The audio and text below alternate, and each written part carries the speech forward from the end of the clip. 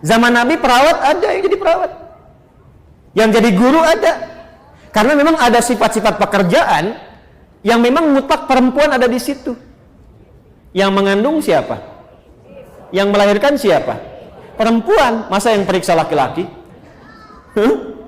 Saya ulang, yang mengandung siapa? Yang melahirkan siapa? Anu ngababarkeun saha? Istri, perempuan, ibu. Kok yang periksa laki-laki?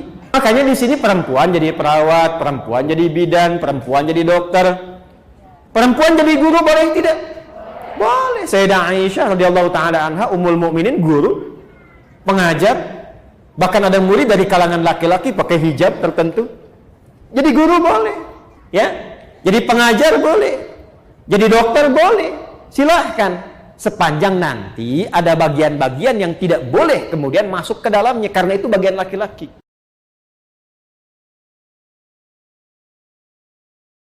Catat ini ya. Saya sampaikan ini langsung kalau teman-teman ngaji tafsir dengan hadis dapat ini.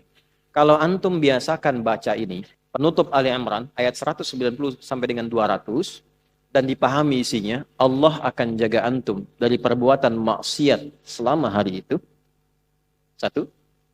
Yang kedua, membimbing antum untuk meningkatkan pengetahuan selama beraktivitas. Yang ketiga, dibimbing oleh Allah mengerjakan segala aktivitas yang mengantarkan pada ridha dan surganya. Itu makna yang Ali Imran di penutupnya itu. Makanya kalau benar paham ayat ini, nggak ada pelajar yang bangun kecuali pintar di hari itu.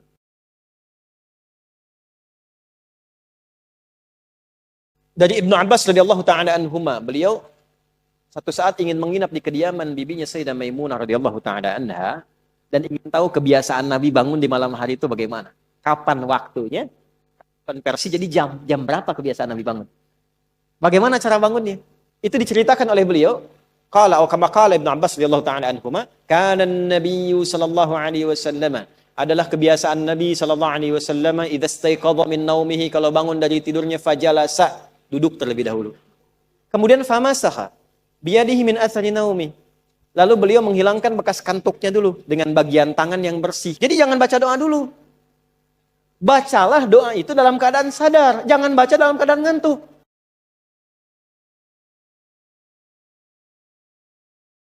Jadi kalau seorang muslim itu semakin tinggi imannya, semakin kuat imannya, semakin banyak amal solehnya, itu orientasi hidupnya, dia memasang target akhirat dulu, baru tarik ke dunianya. Itu ada di Quran surah 59 ayat 18. Ya ayyuhalladzina amanu taqullaha wal tanzur nafsum ma qaddamat lighad. Ghad di situ akhirat. Ghad di situ maksudnya akhirat.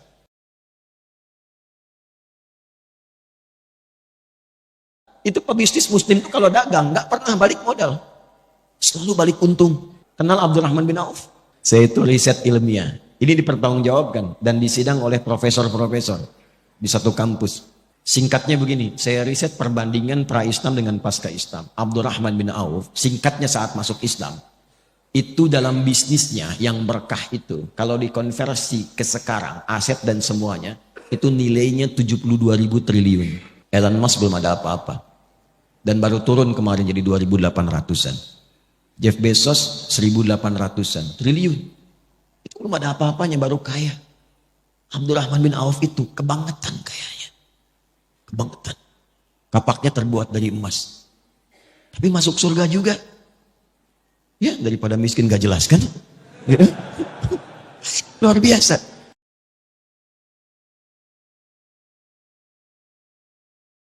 Jadi dia bantu sampai jadi bagus lagi, orang senang lewat, alhamdulillah kita bersyukur kan.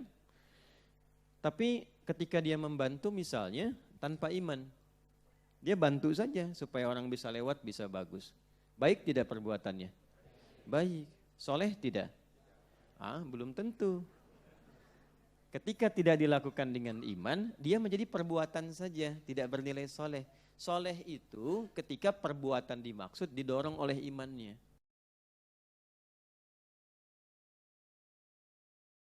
Insya Allah ketemu lagi di surga. Antum di mana? Depan saya Kiai Fulan, belakang saya Ustadz Fulan. Kalau antum di mana? Saya biasa aja. Insya Allah. Ya depan saya Nabi Ibrahim. Belakang saya Nabi Musa.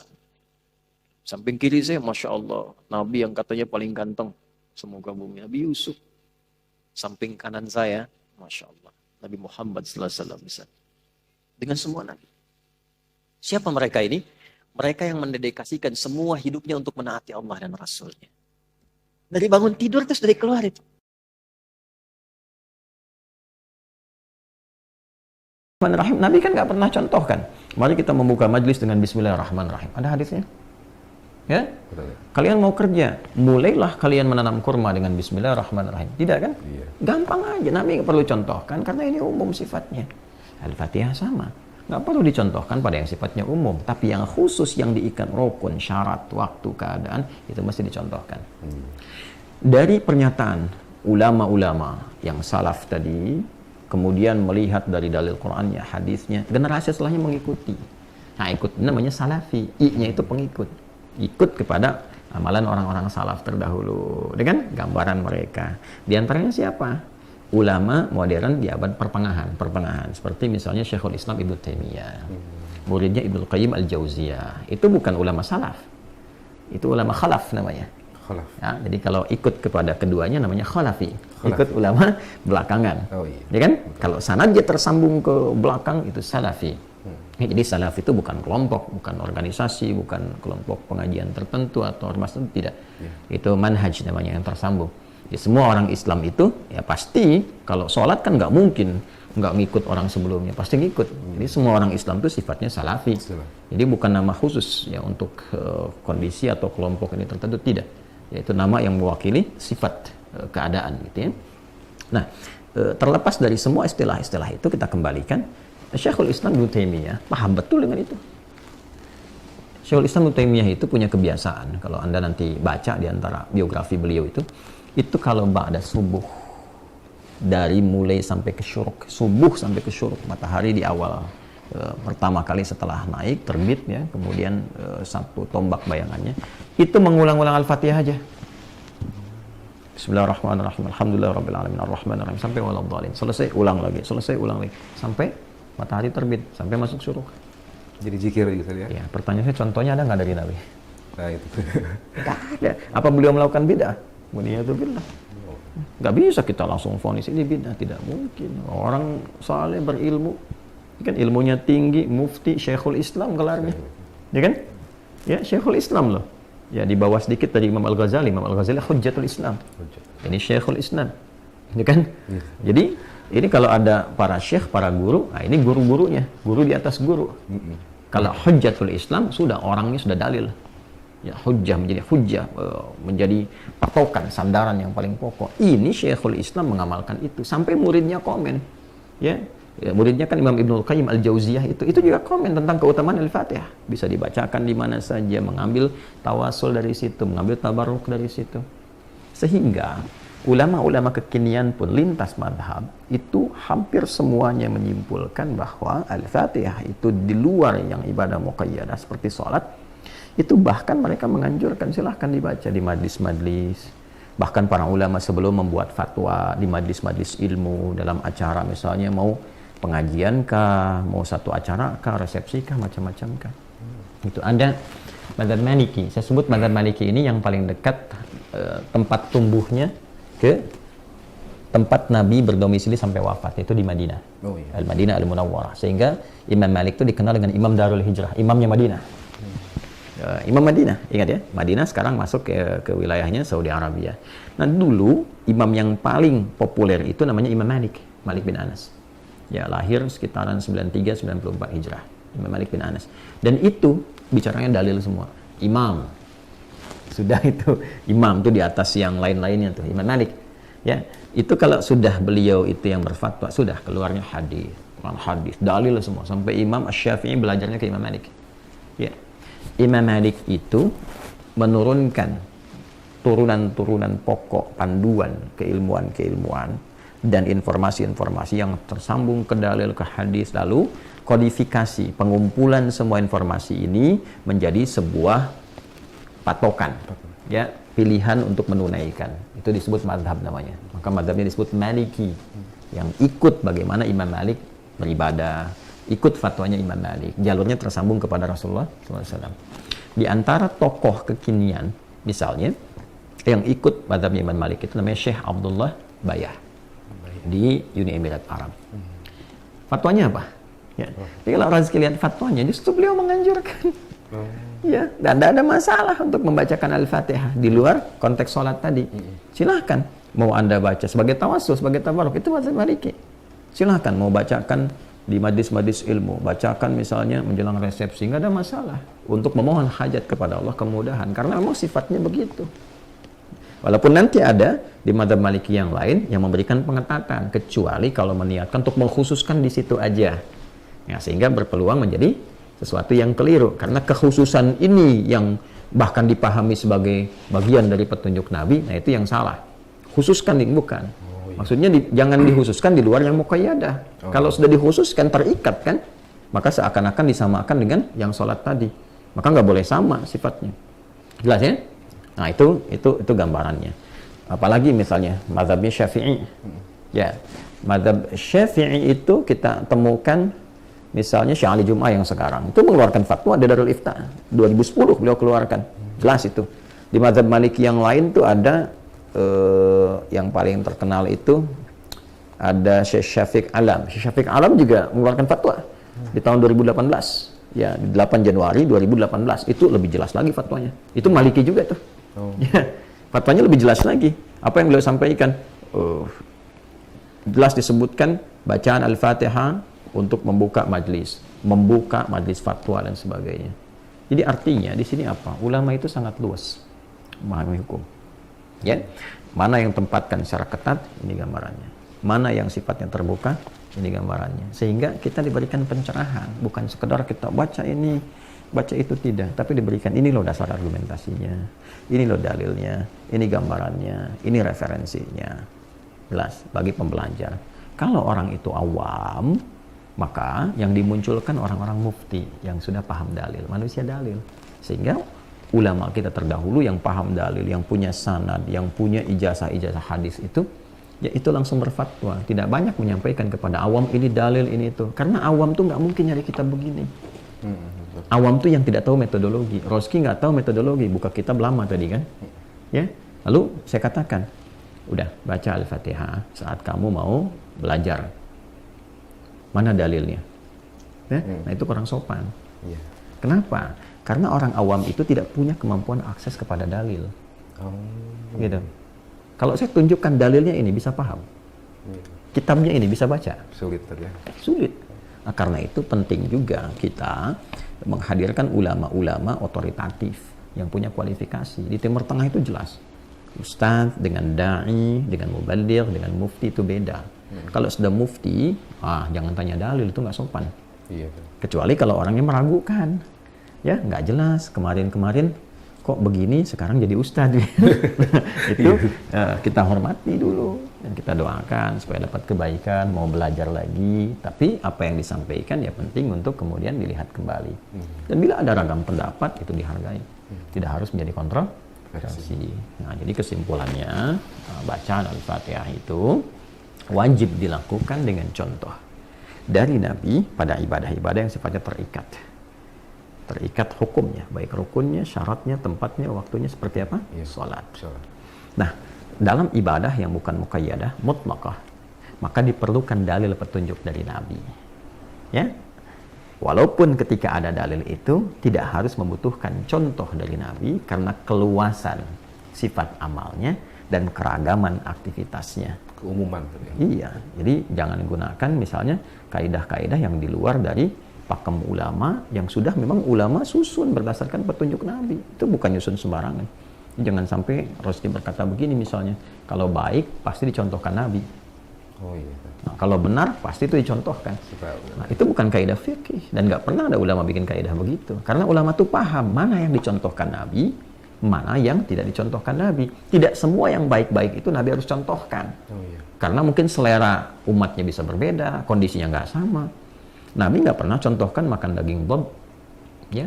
Dob itu kayak semacam lebih besar dari kadal, kayak biawak, biawak gurun pasir, gitu kan?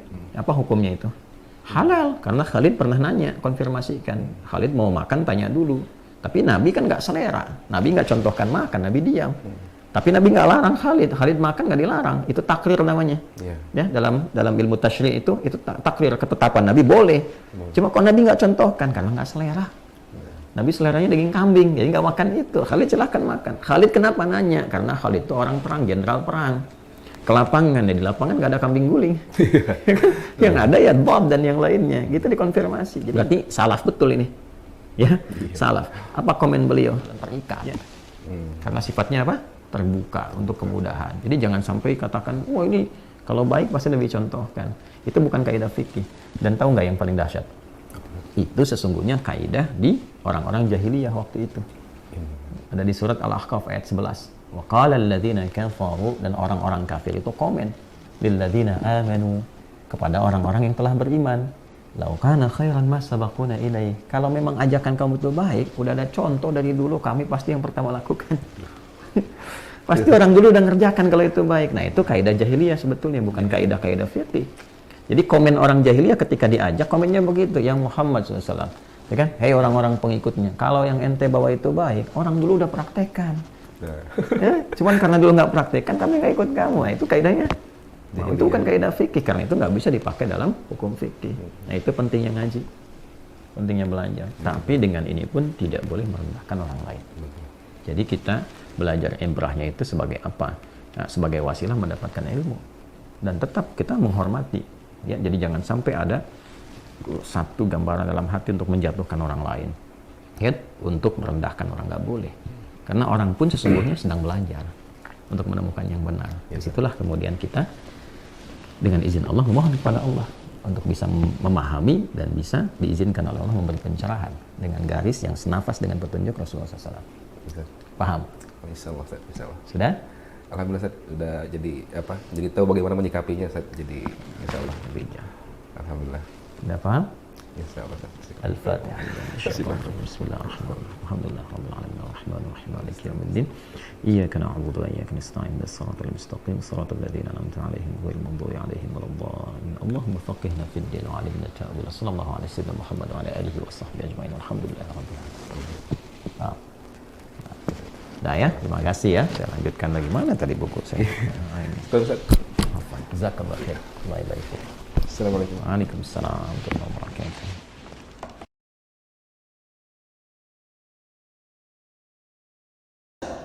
Zaman Nabi perawat ada yang jadi perawat, yang jadi guru ada, karena memang ada sifat-sifat pekerjaan yang memang mutlak perempuan ada di situ.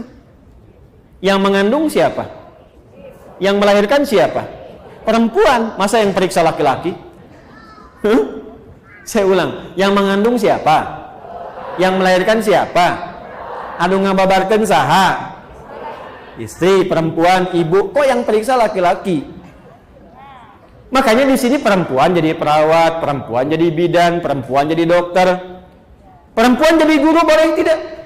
Boleh. Sayyidah Aisyah radhiyallahu taala anha, ummul mukminin, guru, pengajar, bahkan ada murid dari kalangan laki-laki pakai hijab tertentu. Jadi guru boleh. Ya, jadi pengajar boleh. Jadi dokter boleh. Silahkan. Sepanjang nanti ada bagian-bagian yang tidak boleh kemudian masuk ke dalamnya, karena itu bagian laki-laki. Kalau ibu ingin menyalurkan profesi misalnya, ada bakat tertentu mengajar, silahkan. Tapi jangan jadikan pengajaran itu bagian dari pencarian nafkah. Jelas? Nah, nanti hitung-hitungan kesananya, harusnya kerjasama, kesananya malah hitung-hitungan. Ini harta aku ya, ini yang punya kamu ya. Kalau kita nanti berpisah, tuh kemarin baru nikah udah mikir berpisah. Pokoknya kita pisahin, kalau terjadi apa-apa bagi dua. Tuh. Kalau terjadi ibu tuh mau nikah apa mau pisah? Ini perusahaan atau rumah tangga yang sahamnya dibagi-bagi. Jadi nggak jalan, zauj akhirnya tidak berjalan. Kan nikah itu azwaja. Wa min ayatihi an khalaqalakum min anfusikum azwaja. Jadi partnershipnya bersama-sama menata keluarga, bukan membagi-bagi untuk berpisah. Ya, irhamukillah. Paham sampai sini? Halo? Ya. Ibu mau jualan boleh tidak? Mau dagang boleh tidak? Boleh, Sayyidah Khadijah kan pedagang ulung. Silakan. Tapi problemnya jangan sampai kemudian masuk ke ranah siapa? Laki-laki. Karena terjadilah kata Nabi, referensinya Musnad Imam Ahmad. Dalil, hadisnya. Kita pakai Quran hadis aja ya biar lebih otentik. Hadisnya buka Musnad Imam Ahmad bin Hanbal radhiyallahu taala anhu rahimahullah. Musnad yang ke-6 Abdullah bin Mas'ud radhiyallahu taala anhu. Rawinya Abdullah bin Mas'ud. Nomor 415. Awas, Ibu mesti hati-hati ya. Karena ini bisa terjadi, Bu.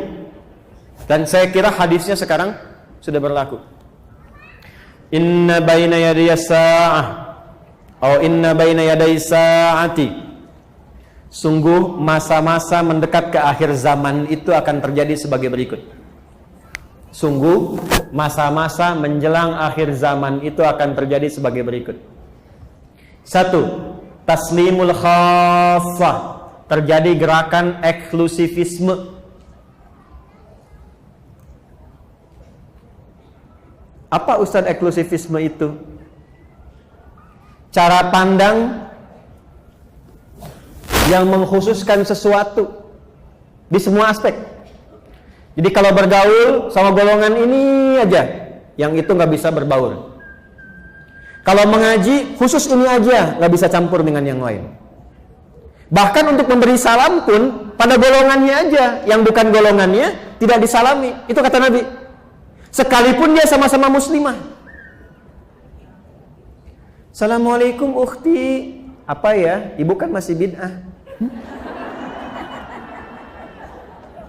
Hah?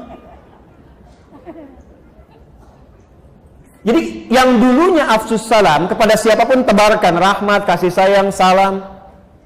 Ibu dulu kan kalau bertemu masih Assalamualaikum ya. Temu saya di Timur Tengah itu masuk angkot aja Assalamualaikum.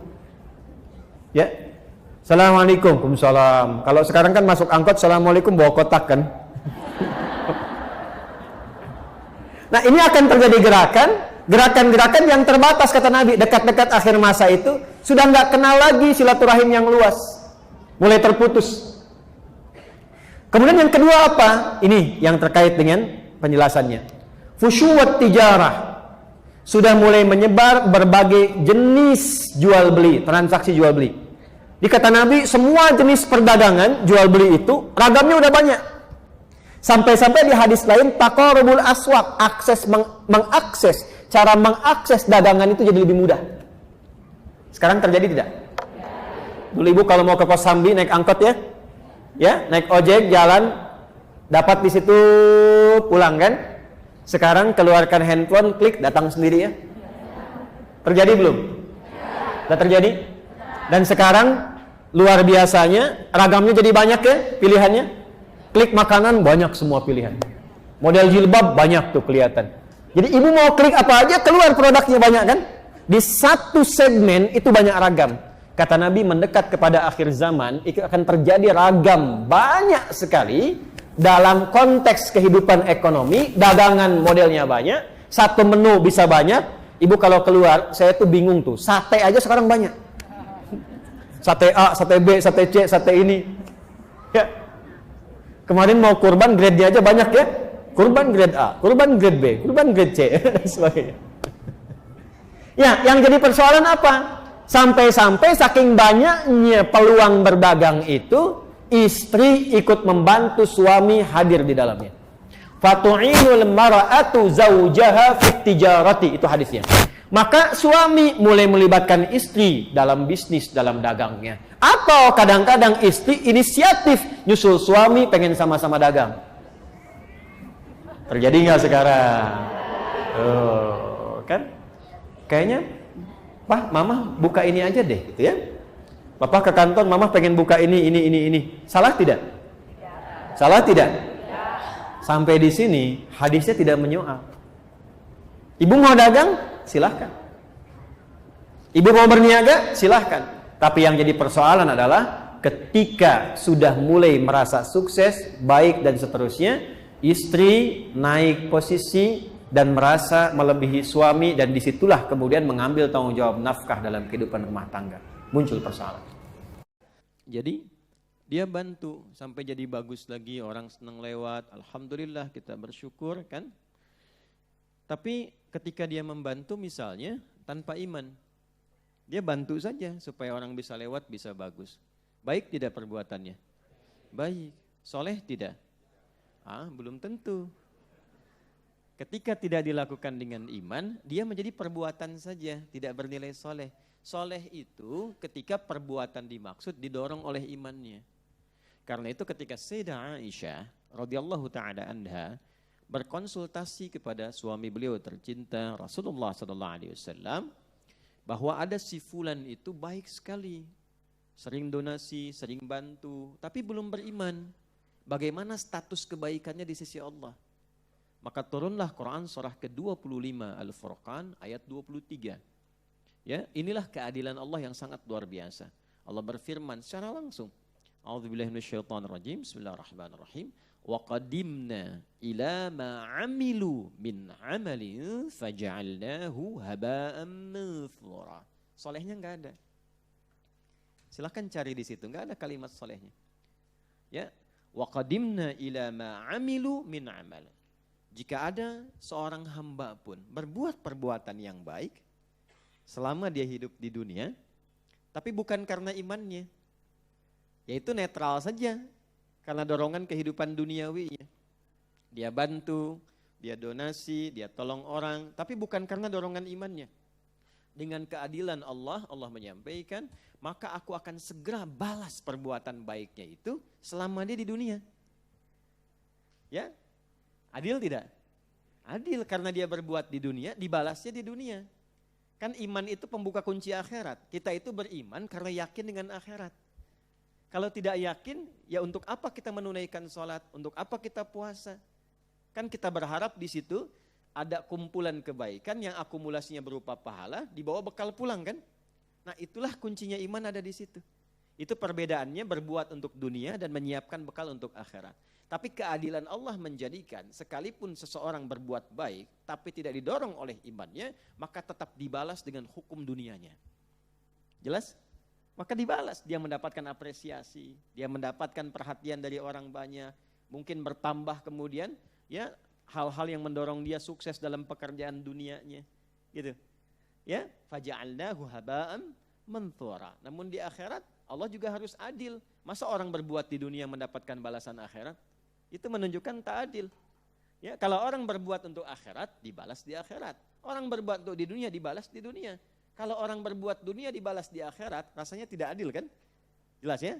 Balasan yang dimaksud balasan kebaikan-kebaikan yang sifatnya sesuai dengan hukum yang telah ditetapkan. Tadi saya katakan tidak cukup dengan amin, dengan iman. Ya kan? Tidak cukup dengan apa? Amin. Dimulai dengan apa? Iman. Nah, menjadi takwa, iman itu akan membimbing setiap amal yang ada dalam perilaku tubuh kita menjadi soleh. Pernah saya sampaikan begini, ini dimulai dari atas yang cepat, mata misalnya kan. Mata itu fungsinya apa? Melihat kan, nah itu baru amal. Karena ketika melihat netral. Kapan mata itu bisa beramal jadi soleh? Ketika mata dibimbing oleh iman. Karena itu ketika seseorang memiliki iman dan dilatih saat puasa supaya imannya itu terus menguat, maka secara otomatis iman itu akan membimbing pandangan dan memberikan kepada pandangan itu, kepada mata itu batas-batas yang harus dipandang dengan kriteria soleh. Makanya semakin meningkat imannya, semakin dia tahu mana yang harus dipandang. Contoh misalnya, Quran surah Cahaya sama dengan nama masjidnya An-Nur. Kan? Surah ke-24 ayat 30 untuk laki-laki, ayat 31 untuk perempuan. Qul lil mu'minina, imannya dulu. Muhammad SAW viralkan pada semua insan beriman, yang laki-laki. Yaghuddu min absarihim. Perhatikan baik-baik. Jaga pandangan dia. Jaga pandangannya. Jadi orang kalau sudah memiliki iman, itu pandangan pasti terjaga. Bukan gak boleh lihat. Silahkan dilihat. Tapi ketika apa yang dilihat bermasalah menurut imannya, dia pasti akan palingkan. Gitu. Contoh, ada yang terkait dengan aurat. Aurat itu sesuatu yang terbuka, yang bila terlihat nggak enak dilihat. Makanya ditutup. Aurat itu bukan tertutup, aurat itu yang terbuka, yang tak layak untuk dilihat. Makanya ketika kelihatan, tidak nyaman untuk dilihat. Nah, iman itu punya standar. Jadi begitu melihat sesuatu yang tak baik menurut iman, itu otomatis semakin tinggi imannya, semakin dia cepat memalingkan. Begitu terlihat, dia akan langsung palingkan. Bagi yang tidak punya iman, dia merasa biasa saja. Dan itu nggak ada rasa di hatinya. Ya, Anda ke Amerika, ke Eropa, ada beda keyakinan misalnya. Ya, ada yang belum memiliki iman, bagi dia pakaian terhormat biasa saja. Yang penting bagi dia merasa nyaman. Mungkin aurat terbuka dan sebagainya. Standarnya memang standar kehidupan budaya. Tapi bagi orang punya iman tidak. Ada sesuatu yang tak boleh dilihat. Itu aurat yang tak layak tampak. Pertama kan salah lihat ya. Ibu juga sama ayat 31-nya. Wa kullil mu'minati yaghdudna min absarihinna. Itu hal pertama yang paling pokok. Nanti turun dari mata turun ke mulut dulu, masa langsung ke hati. Ya, ke lisan dulu. Ini banyak persoalan nih. Dari mata turun ke lisan, langsung ke hati aja. Ya, turun ke lisan, pindah ayat Quran surah 49 misalnya, ayat 11 sampai 12. Ya ayyuhalladzina amanu la yasraqa minkum. Hei orang-orang yang beriman, gunakan lisanmu pada yang baik-baik untuk bertutur. Jangan saling mencela. La yaghtab ba'dukum ba'dha. Jangan bikin hoax. Jangan berselisih. Jangan saling merendahkan. Tuh. Coba dicek, selama puasa kita latihan kan ya? Ya, supaya menjaga lisan, pasca puasa berubah enggak itu? Sampai ke ujung kaki. Jadi kalau baru selesai puasa sudah ribut, sudah berselisih, sudah rame, sudah mencela, itu pasti ada problem dalam pendidikan puasanya. Jelas? Dari Ibnu Abbas radhiyallahu taala anhuma, beliau satu saat ingin menginap di kediaman bibinya Sayyidah Maimunah radhiyallahu taala anha dan ingin tahu kebiasaan Nabi bangun di malam hari itu bagaimana. Kapan waktunya? Konversi jadi jam berapa kebiasaan Nabi bangun. Bagaimana cara bangunnya? Itu diceritakan oleh beliau. Qala kama qala Ibnu Abbas radhiyallahu taala anhuma, kana an-nabiy sallallahu alaihi wasallam, adalah kebiasaan Nabi sallallahu alaihi wasallam idza istaiqadha min naumihi, kalau bangun dari tidurnya fajalasa, duduk terlebih dahulu. Bangun tidur, terus duduk. Masa bangun tidur langsung mandi ya selempongan kan? Hadisnya, oke anak-anak TK diajarin yang betul. Bangun tidur, terus duduk. Ya, duduk dulu. Ya itu kan hadisnya begitu. Duduk dulu. Kemudian famasaha biyadihi min athari naumi. Lalu beliau menghilangkan bekas kantuknya dulu dengan bagian tangan yang bersih. Makanya ada hadis lain kalau bangun tidur kan cuci tangan kan? Ya, itu kalau tahu bagian tangannya kotor. Atau menyadari bahwa tangan itu berkelana saat tidur. Ya, yang bahkan di tempat yang tidak Anda tahu. Makanya kalau Anda ingin bersihkan, cari bagian yang bersih. Wa masaha biyadihi min athari naumi, menghilangkan bekas ngantuk. Jadi jangan baca doa dulu. Bacalah doa itu dalam keadaan sadar, jangan baca dalam keadaan ngantuk. Nah, problem yang terjadi memang bangunnya jam 3. Begitu sadar 4:30.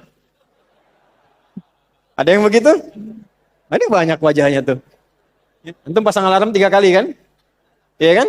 Mau bangun 3:30 tuh kan alarm jam 2:30, jam 3, jangan 3:15 kan? Alarm pertama untuk matikan, alarm kedua kan? Alarm kedua untuk siap-siap kan? Itu. Nah, di hadis tadi diajarin kalau bangun, ngantuknya hilangin dulu. Kalau nyambung ke sebelumnya tuh luar biasa. Atur waktu, jangan terlalu lama untuk istirahat itu, jangan begadang, kecuali ada perlunya. Betul, itu narasi hadis. Begadang jangan. Begadang boleh kalau ada. Kapan Nabi bergadang? Kalau ada perlunya. Ya, diskusi dengan istri membahas sekilas tentang kehidupan rumah tangga. Ada sahabat minta fatwa, Nabi balas. Setelah itu kalau nggak ada masalah, sudah Nabi selesai istirahat. Ba'da isya, sebentar istirahat. Jadi teratur waktunya. Sehingga potensi ngantuknya bisa ditekan. Nah kalau bangun kemudian hilangkan bekas ngantuk, duduk sejak hilangkan bekas ngantuk, balu kemudian membaca. Apa yang dibaca? Ada ayatnya, ada hadisnya. Jadi bangun tidur itu sudah ada ayat. 11 ayat penutup surah Ali Imran. Dari surah ketiga ayat 190 sampai ayat 200.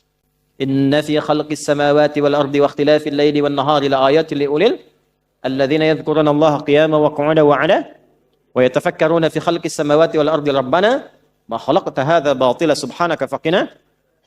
Catat ini ya. Saya sampaikan ini langsung kalau teman-teman ngaji tafsir dengan hadis dapat ini.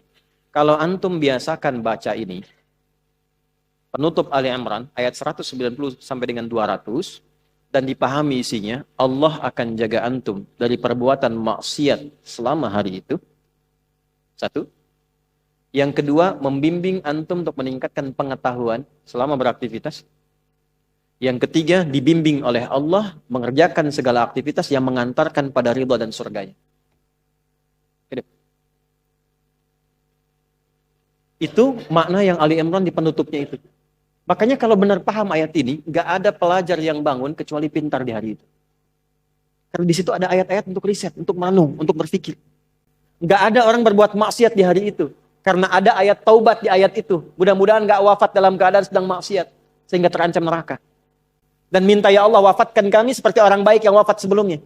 Sehingga terjaga hari itu. Dan terjamin ketika beraktivitas keadaannya baik. Karena dia senang dengan membangun silaturahim, membangun kesabaran. Wasabiru warabitu wattaqullaha la'allakum tuflihun, dan cenderung bahagia. Nah, untuk mengawali doanya itu supaya komitmen, maka ditanamkan dalam dirinya satu komitmen kuat. Maka disampaikanlah oleh sahabat Jundub bin Junadah dan Mu'adz bin Jabal radhiyallahu ta'ala anhuma dalam Al-Bukhari nomor hadis 181. Keduanya mendapatkan doa dari Nabi sallallahu alaihi wasallam, faqala alhamdulillahilladzi ahyana ba'dama amatana wa ilaihin. Gini, ada amata, ada ba'dama. Kalau kata kerja terletak setelah ba'da dan ma, artinya apa? Artinya, pekerjaan itu tidak terjadi. Jelas? Tapi yang terjadi adalah inspirasi dari aktivitas itu untuk aktivitas yang lain.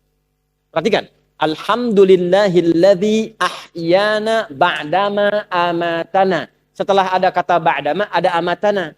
Ya Allah, terima kasih. Engkau memberikan kesempatan kepada hidup di hari ini. Walaupun mungkin bila datang ajal itu engkau bisa wafatkan aku dalam tidur tadi. Cuma wafatnya nggak terjadi karena belum tiba ajal. Wa ilaihin nusyur, nasyara itu artinya berpencar untuk kembali mencari bekal. Jadi kalau kita dari kampung datang ke kota nyari bekal buat pulang, itu penyebarannya disebut nasyara. Pulangnya disebut ada. Sifatnya id, waktunya mi'ad, tempatnya ma'ad. Tempat kita pulang disebut ma'ad. Innalladzi farada 'alaikal Qur'ana laradduka ila ma'ad. Waktu pulangnya mi'ad. Innallaha la yukhliful mi'ad. Baik. Nah, kita bangun tidur berjanji sama Allah, sifatnya nusyur. Wa ilaihin, ya Allah, terima kasih. Engkau berikan kesempatan aku di hari ini menjalani kehidupan. Walaupun mungkin dalam tidur tadi, engkau bisa wafatkan kalau tiba ajalku. Tapi aku diberi kesempatan hidup saat ini sampai dengan ajalku. Maka aku berjanji ya Allah, sekarang aku akan mencari bekal supaya persiapan untuk pulang menghadapmu. Itulah wa ilaihin nusyur maknanya. Makanya sebelum tidur, sunnahnya istighfar. Untuk mengevaluasi kegiatan sebelumnya yang salah. Setelah itu merencanakan. Kalau hari ini tadi nggak jamaah, besok saya ingin jamaah. Kalau hari ini saya belum infak, besok ingin infak. Direncanakan malamnya. Fa idza faraghta wa ila rabbika. Tapi nggak tahu besok hidup atau enggak. Kita tawakal sama Allah. Yang penting sudah istighfar, sudah punya rencana. Istighfar yang dilakukan sebelum tidur membuat kita nikmat. Dan tawakal pada Allah sekalipun wafat. Ternyata Allah bangunkan lagi, kita katakan alhamdulillahilladzi ahyana ba'dama amatana. Terima kasih ya Allah yang telah menahan rohku saat tidur tadi, tidak mewafatkanku sebelum datang ajalku. Aku berjanji hari ini aku akan menyempurnakan amalku demi mencari bekal pulang. Pertanyaannya betul dicari enggak? Kok bisa ada orang baca doa bangun tidur tapi aktivitas di hari itu bermaksiat? Katanya cari bekal, tapi bangun tidur sudah gibahin orang. Udah bikin status yang bermasalah.